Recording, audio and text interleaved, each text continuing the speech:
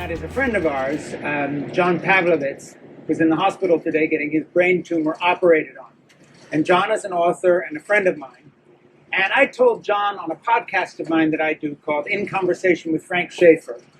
A couple weeks ago, I said, John, you're going in for surgery. And this is a nightmare for an author because when you should be promoting your book, you're going to be on an operating table in a life-threatening situation. So I will promote it for you. And I don't know whether he took me seriously or not. But I have his book here. And I am not going to talk about my book tonight. I'm going to talk about John's book, and then I'm going to talk about Jackie's book. And John has written a book called If God is Love, Don't Be a Jerk. Here is the cover. Yeah. And that book is out. And I want to read you a little bit from John's book and encourage you to buy it. It's a very important book. And you can go back, by the way, if you want to see John in a really good conversation, go to In Conversation with Frank Schaeffer podcast. It's on YouTube and so forth. And watch John do his stuff. This is a thoughtful, interesting person, and he has a lot to say. Here's a quote from his book. Somewhere during the past 2,000 years, we flipped the script of our collective spiritual story. In many ways, we are now an inverted people, an upside-down community to the world, and likely at times to Jesus. This burden-to-win religion currently trying to eat up market share and mandate compliance here is Rome. It is the hypocritical religious elite. It is the wide road that Jesus said leads to destruction. It is the love of money at the root of evil. It is every very thing that Jesus rejected with every fiber of his being. And if we're to resurrect the heart of this Jesus in this place and time, this toxic religion needs to die. Amen. So John is someone that tells the truth. Jackie was talking about telling the truth to ourselves. John has written a book, If God is Love, Don't Be a Jerk. And John, I know you're probably still recovering from anesthesia, but if someone who knows John or is out there, or John and his wife, I want you to tell John, I keep my promises. John, I am here to promote my book. I'm promoting yours instead because I believe in you as an author and as a human being and as a friend. And while you're in bed, I'm out here trying to do something for your book that it deserves, which is tell people to go out and order this book, pre-order this book. It's very needed. Now, I want to talk about Jackie's book that she is just publishing, I think November 9, correct? And Jackie's book, Fierce Love, here it is. Jackie did not wave it around and hold the cover up. I'm holding it up. I hope you get a shot of this. It's Fierce Love, and it is by Jackie, Dr. Reverend Jackie Lewis. I have a little passage in here that I want to read to you. Before I do this, I just want to say something about Jackie, her writing, and the book. And by the way, this is not part of the program. I was supposed to give a talk that leads into things I'm going to talk about tomorrow. I decided not to do that. I'm promoting other people's books tonight. When I get a book from someone who is a pastor, I shudder. For the same reason that I get pissed off on flights when I sit next to someone, they say, what do you do for a living? I say, oh, I'm a writer. Oh, I'm thinking of writing a book too. Well, I've spent 40 years trying to be a writer, so I want to turn to this person. I haven't done it yet, Jackie, but I might sometime. What do you do for a living? Oh, I'm a cardiothoracic surgeon. Oh, well, I'm thinking of doing that too. So basically, to all you would-be authors, keep your day job. We don't need more writers. Okay? I have a tough enough time selling my books. Look what Jackie and me have to do to try to get anything doing. Just shut the hell up. Stay with your day job. Don't write a damn thing. All right? So that's my attitude to other writers. I'm like a crab. I'm under a rock. I got my space here. I don't want another crab under here. And don't tell me your book won anything. All right? So that was my attitude when I got Jackie's book. All right, now here is the surprise. And I would not say this unless it was the truth. Because I don't go around glad-handing about other people's books. I resent other authors on principle.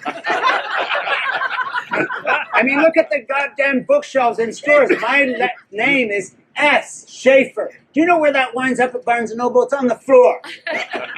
Abigail Adams, top shelf right there. And she's been dead for hundreds and hundreds of years, and there her letters are right there. You've got to get on your knees to find anything I've written in any bookstore, just because of the flukiness of my last name. Anyway, so I did not look with favor upon this. And I know Jackie and I like her, and we've been on the road together, and we've done wonderful things, but hey, stick with your day job. She's a pastor. And worse yet, she's a PhD, and I don't have any pieces of paper at all. So now, to hell with that. So she has a fallback position. She can go get a job. What am I supposed to do? All right. So anyway, Jackie, I got this book because we were going to do this thing together. And then my jaw dropped, because as I told Jackie tonight, I said, why are you bothering with this pastor stuff? You are a writer. In addition to which, I'm looking for your novel. And I'm not trying to sort of be salacious here or titillating or anything, but for instance, there's a scene about sexual awakening in her book, Fierce Love, that is one of the best short stories I've ever read. I'm being serious. It ranks right up there with the best short stories by Andre Dubus Sr. and other people that I've ever read. It's one of the most tender renderings of a sexual awakening that I've ever read. And it just leaps out of the book. And then there were other sections of her book that so overlapped what I've been trying to do in a 5.5-year project that I'll talk about tomorrow. And I'm not even going to mention the title of my book tonight, because I'm here talking about Jackie's book. And If God is Love, Don't Be a Jerk, John Pavlovitz, who's laid up. But it overlapped completely. Funny thing is, when I finish the project I'm working on that I'll be talking about, which has a lot to do with family and connection and love, and a critique of the culture we're in that says you're defined by your job, you're defined by what you earn, you're defined by success as we define it, you're not defined by the people you love, you're not defined by your most tender relationships. We stick those in daycare while we do the big important career. And if we're a woman, as my women friends tell me, including my daughter, who's a CEO right in this city of an investment company, who's 50 years old, and her oldest child, Amanda, is my 28-year-old granddaughter, and she lives in Brooklyn now. My grandson, who lives here as well, has another job in environmental farming, and he's here in Connecticut. When I talk to my daughter, she's been telling me for years that as a woman, she has to kind of lie and pretend she's doing something else, say when she's doing a child pickup or something like that, because the career world was invented by males, white males, powerful white males, and family, connection, love, sex, falling in love, all these things that make life worth living are somehow you do that when you're not at work, and God help you if you bring any of this up to equal value with the work you're doing in the workplace. In fact, if you take paternity leave, come back to your job, we're not going to take you as seriously, because if you really were into your work, you wouldn't even do that. So reading Jackie's book was amazing to me, because it was literally the book I would recommend to anybody who reads mine and says, okay, I want to take this further.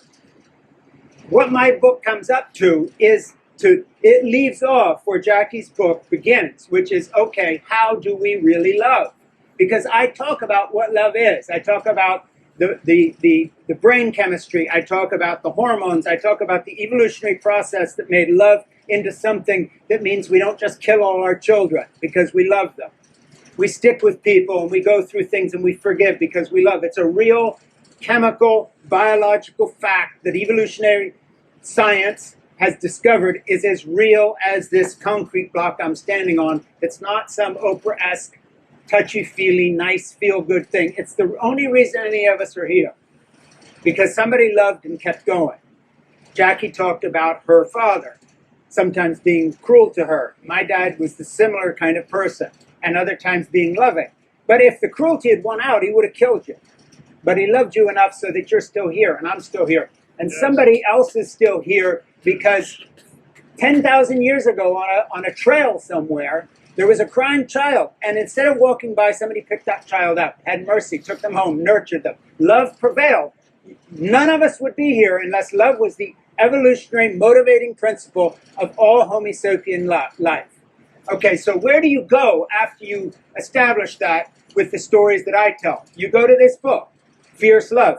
And I want to give you something. There are great quotes in here, but I'm going to read you a little passage so that you know I'm not BSing you when I say Jackie really is a brilliant writer. And this, of course, leapt out at me. By the way, I did something I'd never done before when I was reading Jackie's book. I started sending her emails, quoting her own book to her, saying, I just read this line. And then after a little while, and now I read this. And now I read this. And I loved it. I loved it. So anyway, I just want to read you a little section that spoke to me, jumped out. Tomorrow when I talk about my book, you'll understand why. Hint, there's something to do with grandchildren in it. A lot. It's the whole damn book. But anyway, here's Jackie writing, page 164, 165. Our grandchildren have been imbued with their parents' humor, creativity, and love of life. In short, joy is contagious. And it goes both ways. As is true for so many modern parents, the combination of work and raising children often leaves Joel and Gabby exhausted. Their children's laughter is a tonic. When Octavius is bouncing, singing, and twerking, when Ophelia is dancing, singing, and twirling, Gabby and Joel and the child inside each of them giggle through their fatigue. When you were a child, you had unfettered access to wonder, curiosity, joy, and resilience. You splashed in puddles, you danced and laughed loudly. You need these superpowers now to do the work of justice and equity, to live a life in this complicated world. Watch, listen to the children around you. See the one reading to herself, the one making up songs. See the one building Legos and the one painting messily. See the wrestling, tickling, laughing, teasing. See the silliness and happiness that comes from simply breathing. That joy is yours. It's inside you, waiting to be unleashed. And I think that's one of the most wonderful paragraphs I've read in the English language. Yes. Jackie, you're a great writer. So, Jackie's book, here it is. Here is my friend, John Pavlovich's book, literally in a hospital bed having had a brain tumor removed. John's a great human being. His book will not fall by the wayside just because he wasn't around to promote it, because John Pavlovich, you have friends. That's all I'm going to say.